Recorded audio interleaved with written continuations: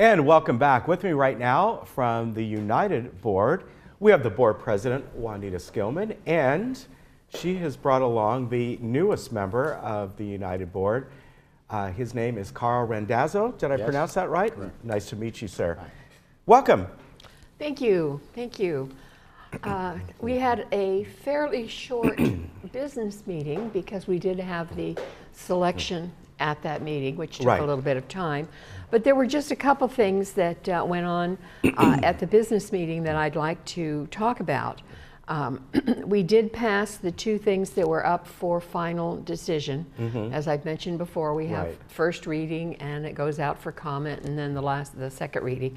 So that was a resolution on closets and interior partition walls, as we're always updating our alteration manual. And the other was a policy on the application for co-occupants, and that also passed. So the civil code has been satisfied. In new business, the first thing was a resolution for a resale deposit policy. And there was a staff report that went with it, and it seems like people read the staff report and not the resolution. So I want to correct, in yesterday's Globe, it says a resolution to introduce a resale correction policy that would establish an 18-month time requirement for new members to complete corrections. That's what we're correcting. It now says 18 months. The new policy does not. We're not going to hold it that long. What we're asking for is that all corrections need to be done by the close of escrow. And if there's something that requires longer time, then they get a variance to do it. But we're really trying to cut that down. Because holding people's money for 18 months and trying to get it all done is just ridiculous. And we had two alteration standard things that were put in, one on soffits, which are dropped ceilings, and another one on the standard part that we put on every alteration, and we're just standardizing that so that we don't have to do it. Now, the other one that had a little discussion was the vacant manor policy. And they sent this back to staff because they wanted it explained a little bit more, and they wanted some more verbiage in the resolution that called it out. A couple of our directors asked, how big a problem is this? We don't have any numbers. We don't know what's going on. So Kurt Wyman got some numbers for us, and at this time we have, that we know of, and there are always ones we don't know of. There are ones we know of 76 vacant units.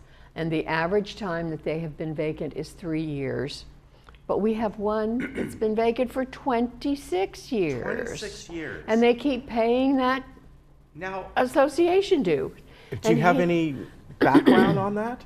Or why? Well, we're definitely looking into that one. And the other thing that he's quantified for us is how much money has been paid in association dues that aren't living here.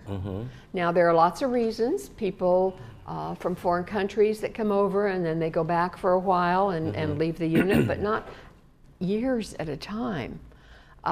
We also have heirs who inherit a property and are not qualified to live here, and they just leave it empty and pay the association dues and don't tell us, so that it'll be ready when they do qualify. And that can take years. But it's just not fair to the neighbors. It's not fair to the community, especially when there's nobody taking care of it. And we've had problems with insects and vermin, and we've had problems with plumbing, et cetera, because if you don't flush those toilets and run that water every 3 or 4 months, it makes a big difference. And when you're all connected, it can make a really big difference. I'm just astounded that one is 26 years. That's right. And who's paying that? Well, unless it's out on an estate that's just automatic payments. That's exactly right. That's the one that we just took care of, which was 10 years. And it was being paid on an easy pay. Yeah, he passed away, and it was on an easy pay out of the bank.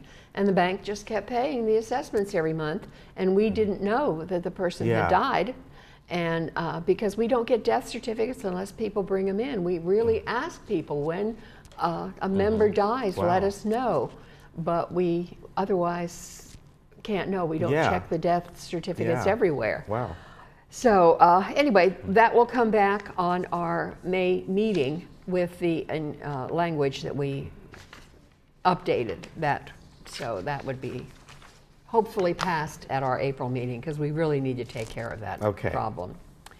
So then we got to the election to fill the vacancy of Director Steve Leonard, who's gone on to bigger and better things, and we will definitely miss him. But we luckily had 5 candidates that came forth for this, and one of them did not deign to come to the meeting and give his statement, but had still filled out all his paperwork. And so we had 4 who gave their introductions. And then, very different, we had a tie vote between 2 of them, That's right. Diane Casey and Carl. And so we had to re-vote. And when we re-vote, Carl came out on top. So I'd like to introduce Carl Randazzo and let him tell you a little bit about his background and what he brings to our board, Well, which is welcome. a lot. Welcome.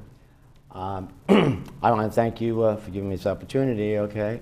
At this particular point in time, I decided to go and run for the board, okay, and because of the fact that I felt that I had my experience, okay, lends itself to possibly Yeah. helping out with the community. I mean, my intent is to help out with the community, okay? This is not going to be a star in my, in my Walk of Fame or what have you, okay? But the thing right now is, okay, I bring the fact that I've had 40 years of oil, gas, and chemical engineering and project management behind me, okay? Oh. And been to various different states and stuff where my wife and I raised 2 kids and what have you, and worked for architect engineering firms, okay? Before that, I spent 6 years in the nuclear submarine Navy, okay? And Wow. brought that with me also. So I have a very methodical and logical mind being an engineer, but I also am a team person because of the fact that in my time periods in the Navy as a team player on a submarine and also a team player as part of being engineering and management on these projects, okay? It definitely gives me that concept of teamwork is the only way you get things done, okay? If you're an egocentric type of individual, then it's very nice, okay, but you're never going to get anything Right. done. And on a board, okay, a team where you can collaborate with others is where it basically comes into being. So Carl, how long have you lived here in the village? 2 years. And prior to that, where it sounds like you've probably moved around a lot. We lived 22 years in Houston, okay, and then for a time in Alabama, for a time in Massachusetts, but we are originally from, both my wife and I are originally from New York City, Okay, Brooklyn and Queens. very good. So obviously, in the industry that you were in, that makes sense being in Houston. Yeah. All that time. Exactly. Yeah. So just out of curiosity, were you living down there in Houston during the time when there was the downturn in the oil industry in the early 80s? In '84, we were living in other parts of the country, okay, so I wasn't there. That was And- just an interesting time. Yeah, exactly. It was an interesting time, and I had friends of mine who lived during that time period, okay, Yeah. and there were layoffs and what have you, okay. And right now there's a downturn in the oil and gas industry in Houston right now, but things will come up here pretty soon. Yeah. Well, welcome aboard. Thank you very much. And I know that eventually Juanita will get you to come on a Friday and. We have assigned him to both of the M&C committees, Okay. United's M&C committee and to the our representative to the GRF M&C committee, because we thought with his background that's probably where he would be Yeah. most comfortable. But of course, he'll learn all the other different things. And I want to say, of the other candidates who we so appreciated, and we hope that they will continue and run in the fall when we're going to have 4 seats available on our board. And so we are asking them to serve as member advisors on some of our different committees, Yeah. so that they will get more experience with United and know us, and we can know them better. So we look forward very much to working with Carl. And of course, he stressed that Navy thing, and to us that was a big yeah, because as a board, teamwork and working together is just so vital. And I can't think of anything being cooped, what, 140? 140 people were on my boat, yes. Right, on Wow. his nuclear sub, and I thought, living and working with them, you've got to be a team player. Yes, you do. So I think that will work very well. All right. Something else you'd like to add? No,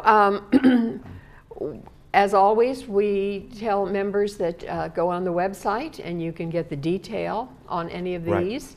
And we expect to, we have the problem again, 8 times this year, where there has not been 30 days between our meetings. Yes, it seems to be, it's strange. It's just, this usually year's it's been a just lot. February, but this year we've had a lot of months that start on on Fridays or Right, Saturday, right. and then it doesn't work. And so a lot of these things we're going to have to put off until our June meeting because May is only 28 days. Unless, please, the legislature passes the bill that's up there right now. And in fact, our CEO, Brad Hudson, and our attorney, Jeff Beaumont, will be up there testifying next week in favor of it. And many of us have sent letters. And basically, we're asking that the 30-day in the Davis Sterling be put down to 28 days. 28 days will work for us almost any month. There's also one that would say that if we have 4 candidates and 4 seats, we don't have to go through the very expensive secret ballot election. Yes. And we can there. Yeah. So those are the types of things that are before the legislature right now, which we hope will pass. And but right now, it's June. So Yes. all of these things we talked about will come up in June. All right, very good. Always good to see you. Thank you. Good Carl, to see you. Good to meet you. Thank you, same here. All right, you take care, and we'll be right back.